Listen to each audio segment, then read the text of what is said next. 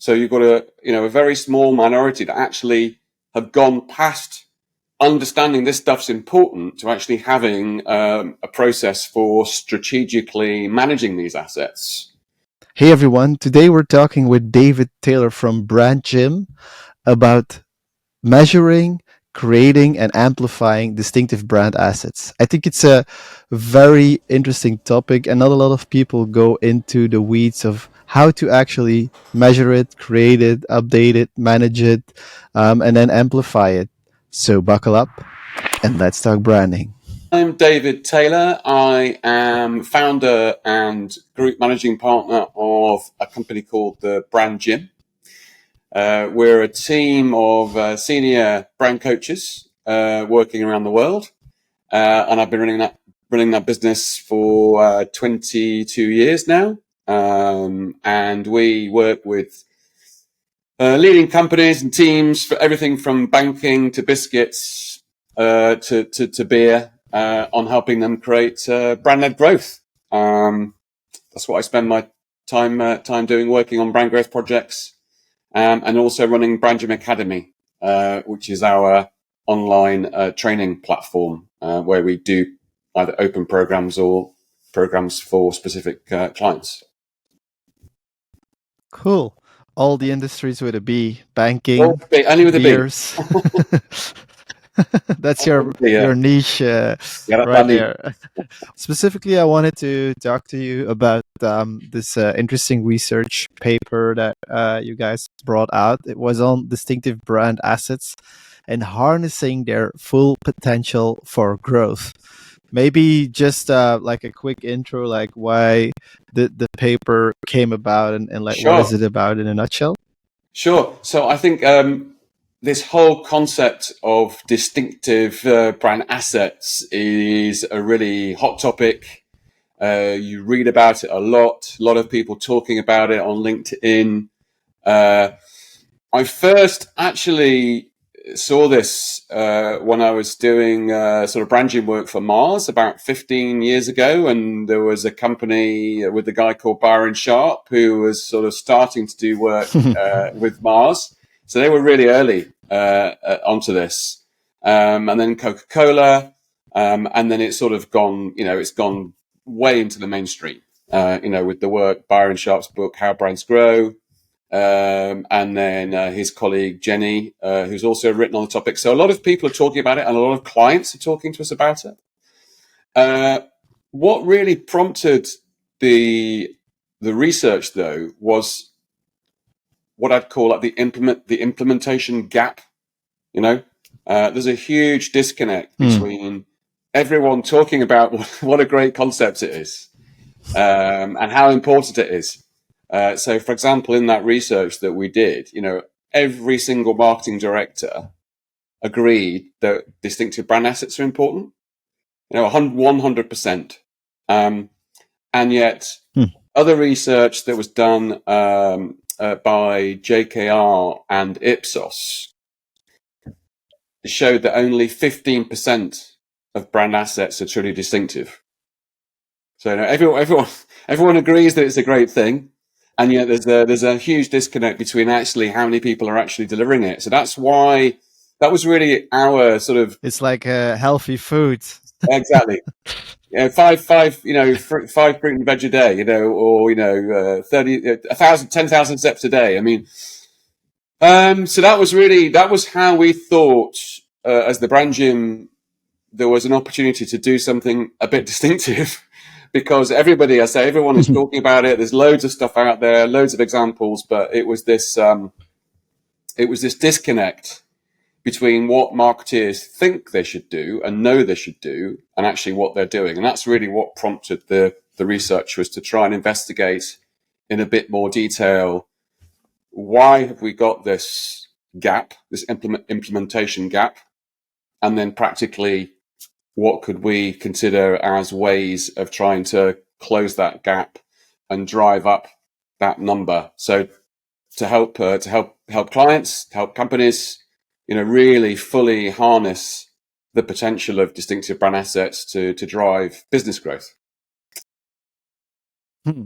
Yeah, and I think that's super important because, like as you said, I think it's everybody agrees, but the like in the companies I've been working for, which aren't like the top level Mm, FMCG brands, but rather a bit smaller, yes. it's like yeah, of course, but like how and why Yeah. and and Yeah. when, and like it's not that easy to do. It looks very easy on the surface, but it is. And like maybe what are some of the barriers to Yeah. actually like working on these distinctive assets or Yeah. distinctiveness in general? And it's interesting just to briefly pick up on just to quickly pick up on what you've talked about. So clearly there are, I think there's probably two broad categories of companies. You've got maybe more smaller, medium sized businesses, entrepreneurial businesses, uh, who maybe haven't been fully exposed, to the concepts. So don't Mm. actually maybe fully know about the concept of distinctive brand assets. We still, when I do either consulting projects or training, and you ask people, who's aware of the concept of how brands grow and distinctive brand assets. I mean, probably most people now know, whereas go back 10 years and it was one or two people. So I think that's like Mm. there's the first step is like a knowledge gap, which is maybe for companies that don't have the benefit, of the training of a Unilever or a Procter. Maybe they've not been exposed to the concepts. But then what's really intrigues me are bigger, smarter, sophisticated businesses who are just getting it wrong. So Mm. they've read the book, right? They've read the red book, the bright red Byron book. They've listened to the podcast. They've watched LinkedIn, and yet people still make these, what seem to me to be, questionable decisions. Yeah. So I wrote a blog recently about SurveyMonkey. I mean, SurveyMonkey's been around for 20 years. It's I Mm. don't know the exact term. I'm guessing it's in the hundreds of millions, if not the billions. And it's it's a company that gets paid to do research, and they researched a lot the SurveyMonkey name and visual identity, and found it was highly distinctive, had a lot of positive attributes, and yet they ditched that asset as their company name and changed it to Momentive. So that's not a small company; Mm. that's a big business, which is a research company. So it's a little bit, the French saying, the cobbler's children are the worst shoed. I mean, everyone has their own version of it, probably. L'enfant de cordonnier est toujours le plus mal chaussé. It means that the cobbler's child is the worst shoed. So that's what I think is really wow. I mean, what's going on there? And so I think the first step, the base level is a knowledge gap. We just didn't know this was important. And still, there are some companies, businesses out there where that's the issue. But then when you get into the people we talked to, 100% said it was important. Right. So everybody who we talked to, because we were Mm. talking to, CMOs and marketing directors, they all knew it was important.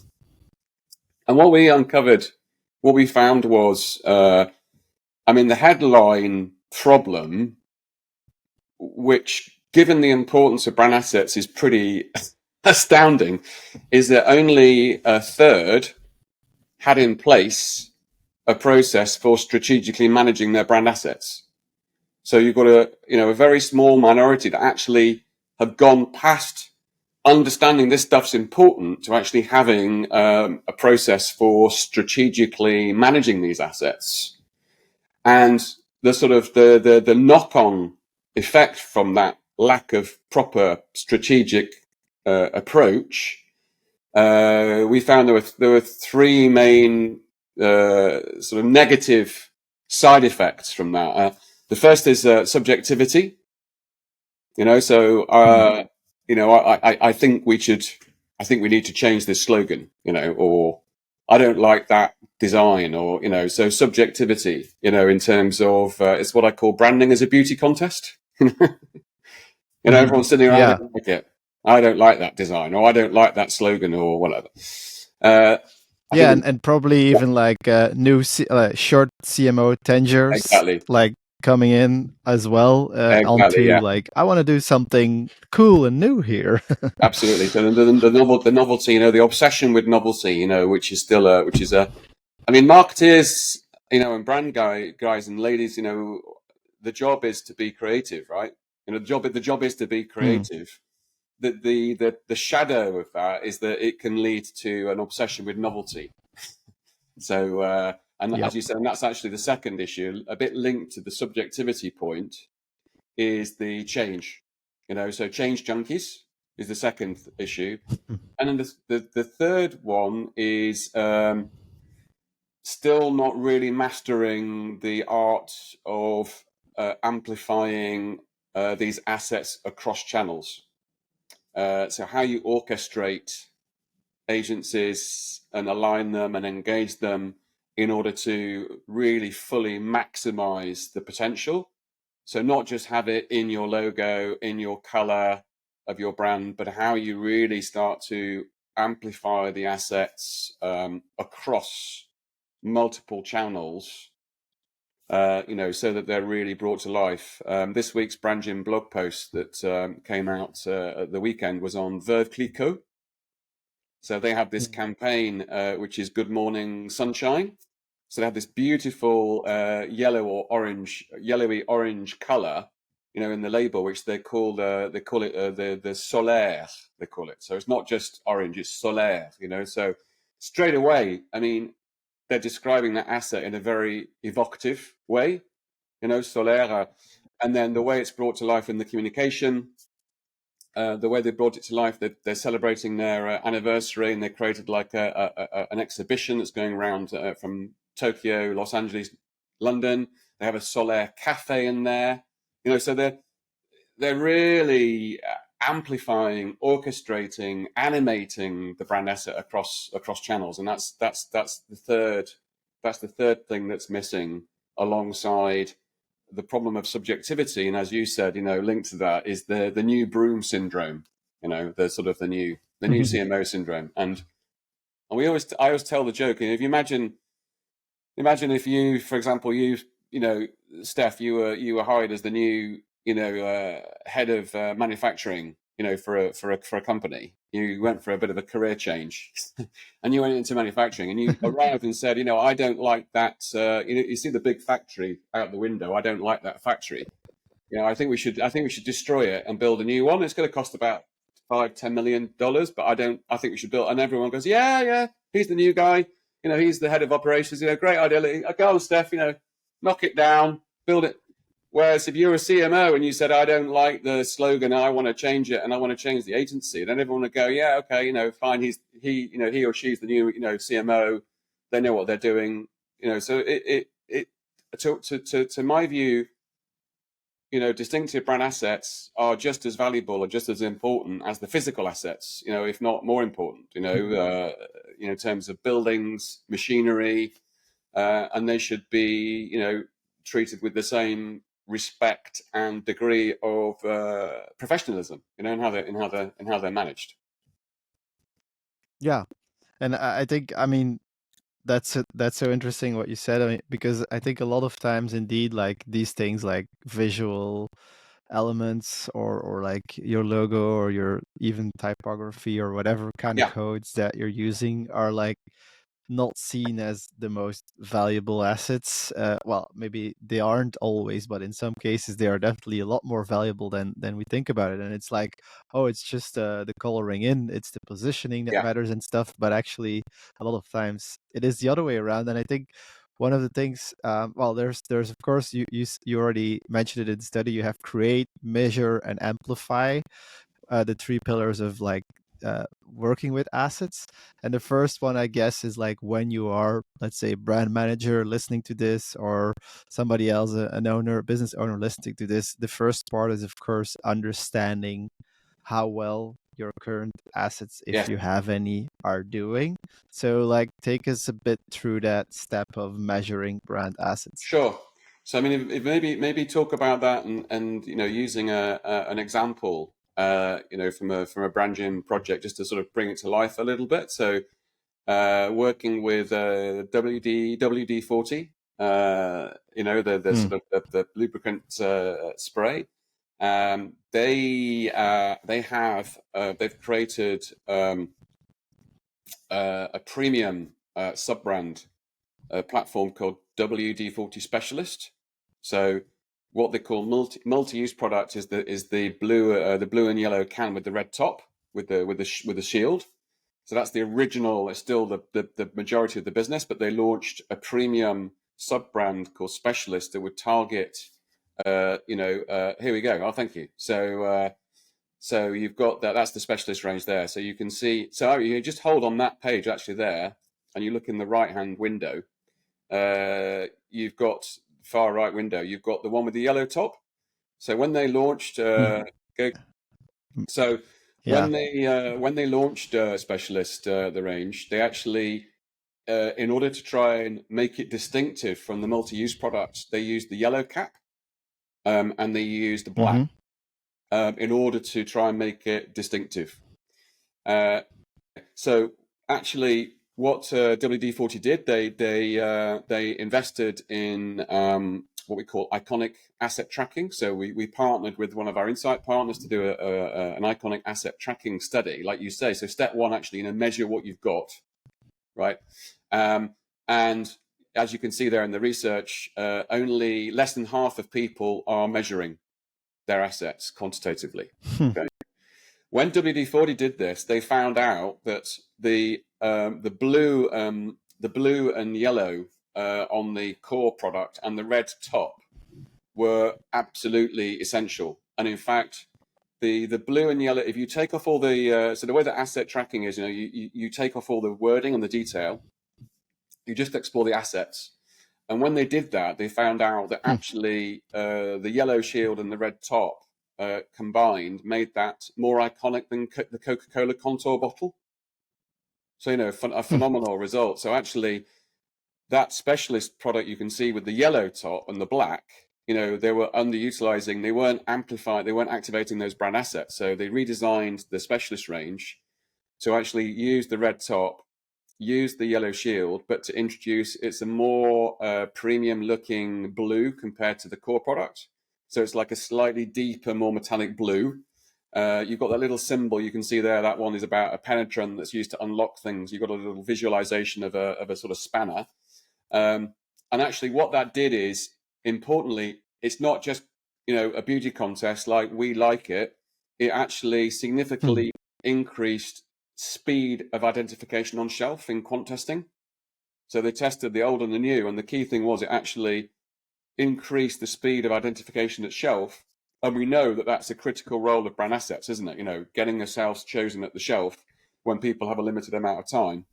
So that was a really fantastic example where actually measuring what we've got as step one was absolutely vital to identify the assets that we've got to keep and amplify. And as I said, it's less than half of the company. So remember, this is every single one of these CMOs said that it was important, and yet only half of them can got any measurement of these assets. So that's absolutely step one, is doing proper quantitative research. And this is not. I was at a client last week. They said, "Oh yeah, we do that.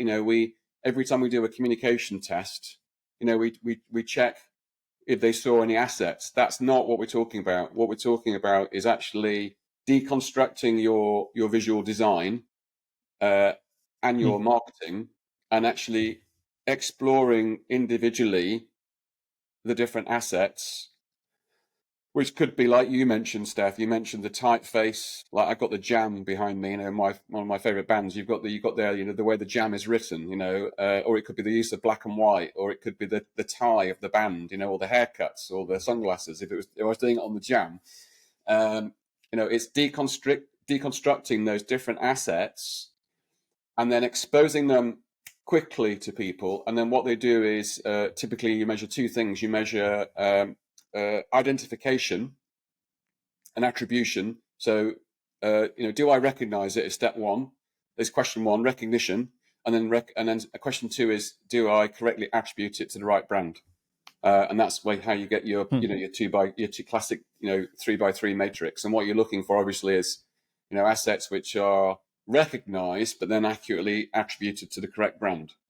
So in the research paper you were just showing, you've got Red Bull, is off the scale, right? I mean, they've just got the colors, they've got the symbol of the bull, they've got the style of advertising that they do.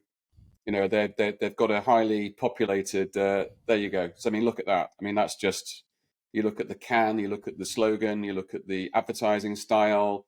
Probably one of the most distinctive brands that you can imagine. So that's what you get, and this was done with a partner agency called Distinctive Bat. So they're the guys who partnered on the research paper. So that's the sort of output you would get for your brand if you do one of these distinctive asset tests, and then you can that's your base point, in terms of really understanding what you've got in Yep. terms of assets. Yeah. Yeah, I mean, it's very interesting for me, like coming from a world of branding agencies and like working together with clients. It's interesting to me how none of this ever, almost like to my knowledge, happens in a lot of branding agencies, because there we take a look at assets, like basically usually it's like you go from what is the strategy, like why are we here, what is Yeah. the personality of the brand, and then Yeah. does it still match what we have, and then you basically Right. usually it gets changed totally Yeah. because it matches better how you want to be positioned. But this way of like looking at it like strategically based on data and then informing it Yeah. to design, I think is something that is really lacking hard in Yeah. the branding industry. And yeah, it's something I've been hammering on. But maybe just one question I think that listeners might have, listeners or viewers, is like at what scale does this type of research become like interesting, valuable to do? Because I can imagine maybe at a certain scale it's just not, maybe you'll just see zero recognition and Oh, I zero see. Yeah. attribution because you're I think that's a good point. So I think, if you're obviously if you're a brand that lacks massive budget, big significant budget, or it's a brand new brand, or it's a brand that hasn't been communicated very much, it's true that you might not want to spend them. You might want to spend the money on building the assets rather than confirming you haven't got any. Mm.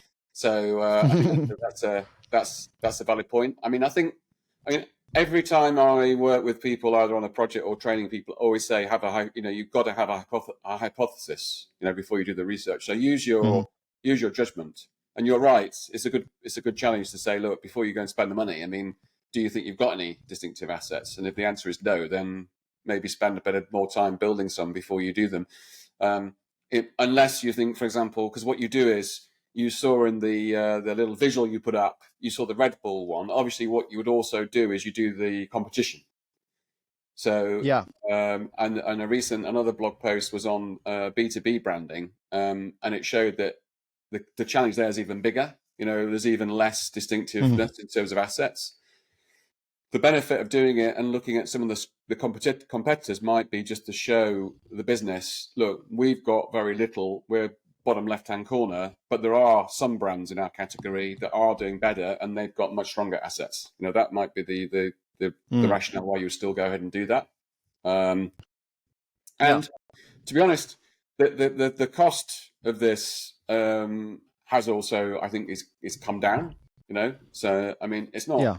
not cheap, but I mean, you can be doing this for £10,000 to £15,000, whereas maybe 5 years ago it would have cost you £30,000 to £40,000. So with online technology, with online testing techniques, the companies are getting smarter. Insight agencies are getting a lot smarter. There are new people on the block offering that service. Whereas before there were very few.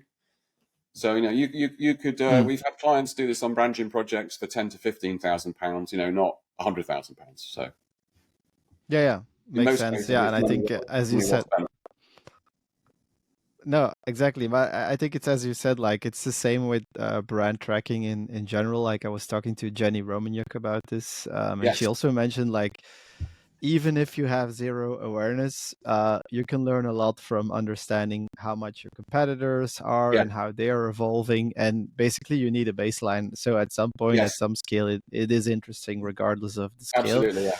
So I totally agree with that. I think one of the things that I'm like this the tracking, there's been, I mean, Jenny has also had some framework on it. There are some companies, it's quite clear how you could like measure it, I guess. Then I think the next big question is, of course, like when it comes to creating brand assets, there's a big like it's a bit of a black hole, a magic place where these things happen. Like uh, for what I know is that like a lot of assets historically were created by advertising agencies, like in a Uh, specific campaign, and then they kind of made their way into the brand. But I'm not even aware of like lots of agencies that do specifically this. Like we create assets based on strategic research. So when it comes to creating, like first off, how do you identify what you need to create, what type of assets, and then like how do you go from there? yeah. So I think that's it's a good question, and in a way it's the hardest challenge is if you do your measurement and you haven't got any assets. That's right. That's the hardest situation, and I think you're right. I think it's still relatively early days in terms of that creation process. I think managing them, if you're Yeah. lucky and you've actually got them and you need to amplify them, we can maybe talk a little about that in a second. That's one of the challenges. That's one of the three things I mentioned. Companies are not effectively amplifying the assets they have when they've got them across channels. But if you go to the question before about actual creation, I think a couple of things that I've seen on projects, on real life branching projects that work well is, first of all, is cross agency collaboration. So, like you said, I mean, you Mm-hmm. might have an advertising asset that you then try somehow to bleed into your design, or you've got a design asset and you're trying to bleed it, trying to get it into the comms. What I've seen work really well is when you have that cross agency collaboration and you don't necessarily know where the seed comes from. So, for example, I worked on a brand called Covent Garden Soup. So they're a soup company owned by Hayne Daniels. And it was actually the design agency who came up with the idea of the market and the basket. So the idea was a bit like a basket of fruit and veg that you pick up in a market. So they actually introduced that device as a design concept, but then the comms agency picked up on it, and they picked up on that concept of the fruit and vegetable basket and the market, and then was able to visualize that in communication because they were sort of collaborating. And then actually goes full circle because you can imagine at the end of the commercial, you can freeze onto the basket of fruit and veg for that particular product, like carrot and coriander, and it would morph into the pack design, and then someone picks the pack up. So I think that cross agency collaboration, cross fertilization, having trying to manage a situation where there's no protection of the asset within that agency silo. Do you know what I mean? You don't want people saying, "Well, that's ours." We created that. You've got to have that openness. I think that's helpful. And then the other thing I've seen that works well, which again, a bit like the Covent Garden example, is really brand archaeology. Digging into the brand. Digging the brand up. You know, doing some immersive insight with the consumer, getting into the brand world. And in that case, Covent Garden is a market, in London. It's a market very famous for fruit and vegetables. So the idea of the vibrancy and colour of the marketplace, of the market, was really helpful in terms of a springboard for creating visual assets. So bringing to life the brand world and visualizing it and getting from that, symbols, symbolism that really is evocative of the brand. I think is really good. Of a sort of a wooden, a wooden basket, and that's also A then crate, yeah. a crate, yeah, exactly.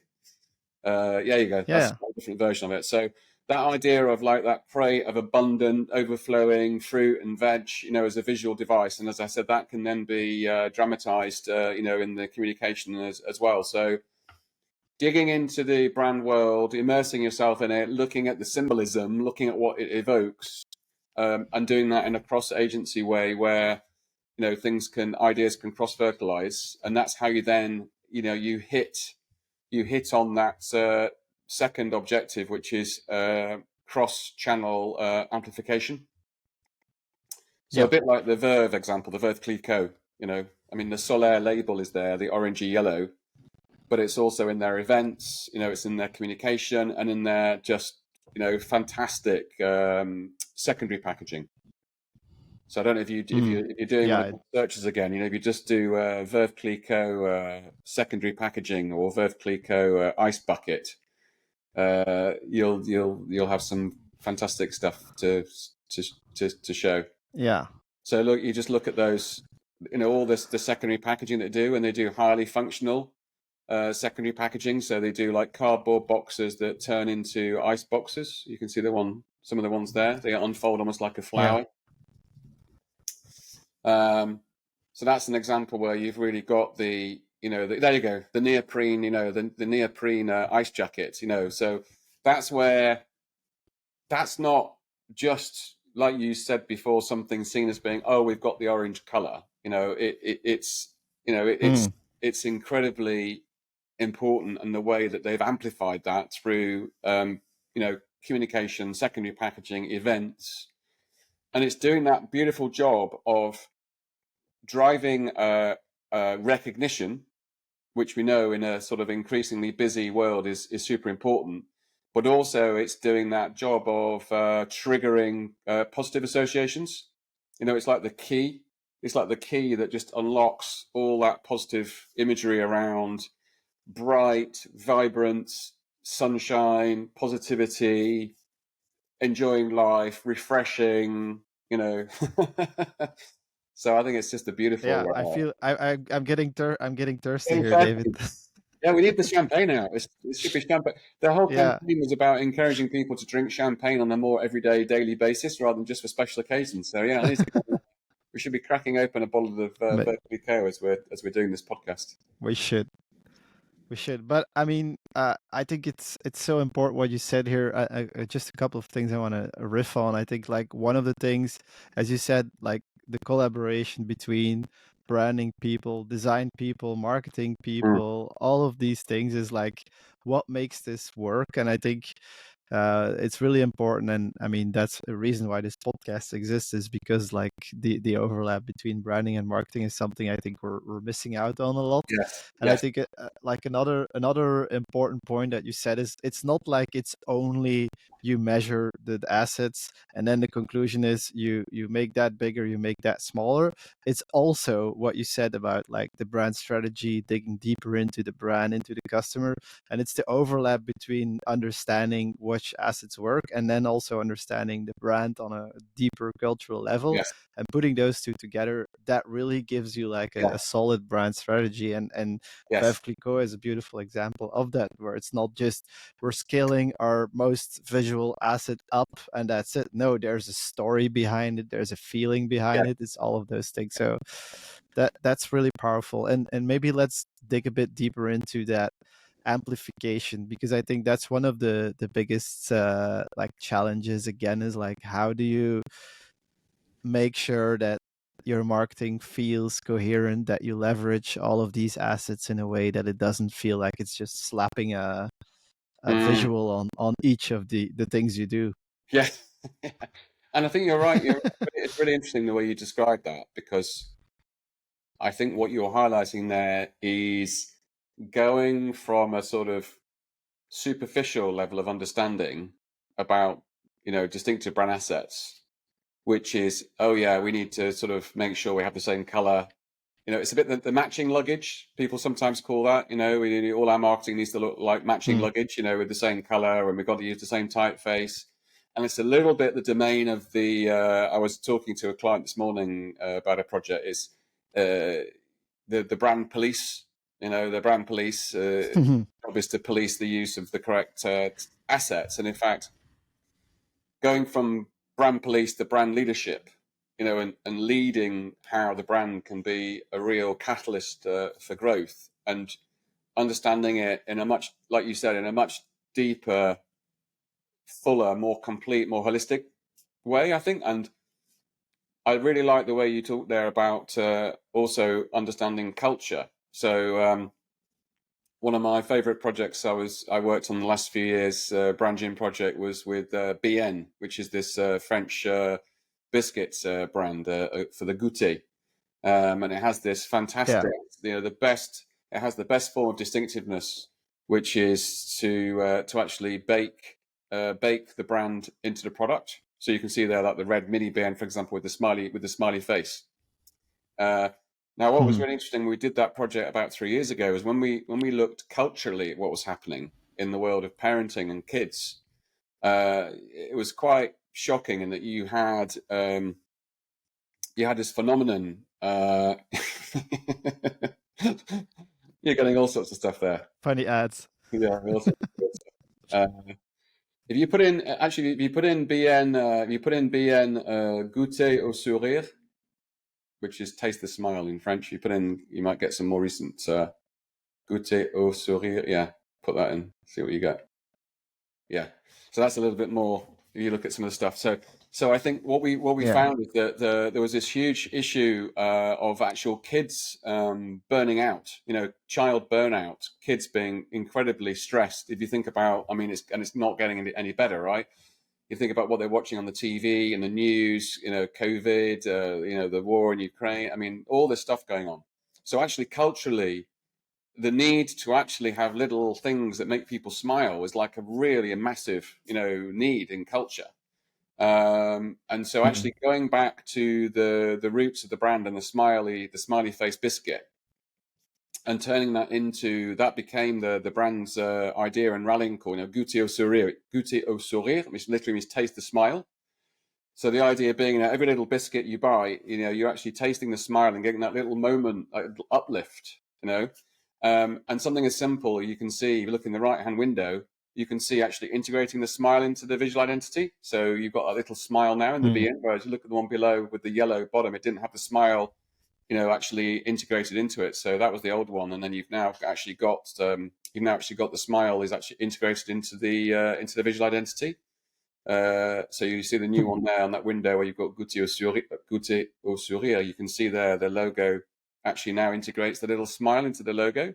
It's in the brand's rallying call, so it's sort of reason for being. Um, and it's in the communication, so it's activated in the communication. The story of the communication is about a little boy, who's trying to play judo and he's not doing very well, and his dad, picks him up, and they share a BN moment, and it's uplifting, it's happy. So I think that's you see then how you can really unlock, which goes back right to the beginning and the sort of topic of the research paper, how to fully harness the potential for growth of these assets. They're not just, bit of slogan and a bit of color. They're actually really vitally important assets that you can harness to drive not only recognition and distinctiveness, but also as potentially ways of unlocking meaning, both functional meaning and emotional meaning, and even, like you've said, tapping into culture. So Yeah. it's a transformative way of looking at the potential of but you can't do that if you haven't, if we go back as well, only 1/3 of companies have a process for strategically managing their assets. So there's only 1/3 of people who are actually thinking about it in the way that we're discussing it today. 2/3 of people agree they're important but have no process for actually managing them, and that's why you get the problems we talked about. That's why you get the subjectivity, the chopping and changing, lack of amplification, because people don't have that proper that approach, that strategic approach to managing and amplifying the assets. Yeah.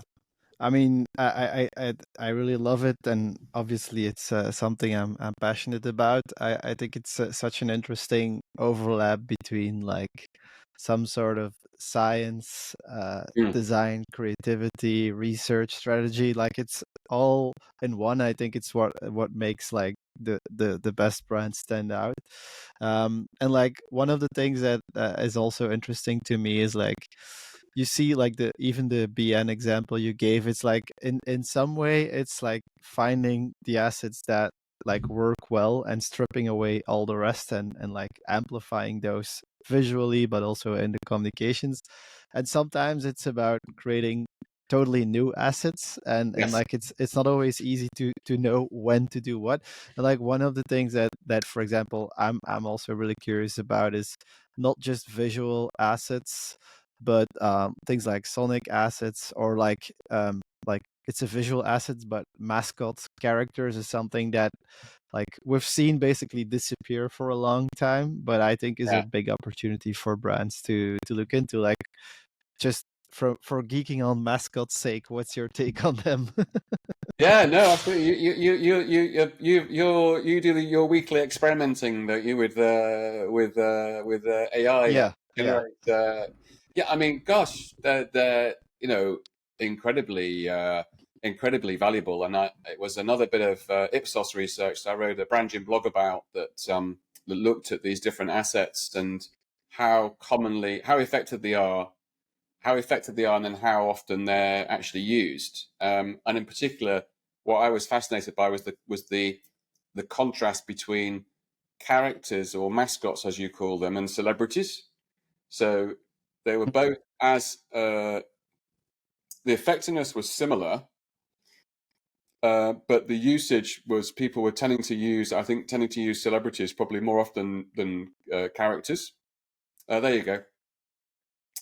So you look at the horizontal axis is how often they were used, and the vertical axis is effectiveness. So you can see there celebs and characters are both relatively low, but you can see that Mhm. characters were way more effective than celebrities, because a character like the M&M people, for example, is, or the Birdseye, Captain Birdseye is the other one that I've used. Captain Birdseye, sort of frozen fish fingers, because I think someone, I can't remember who wrote it in a blog.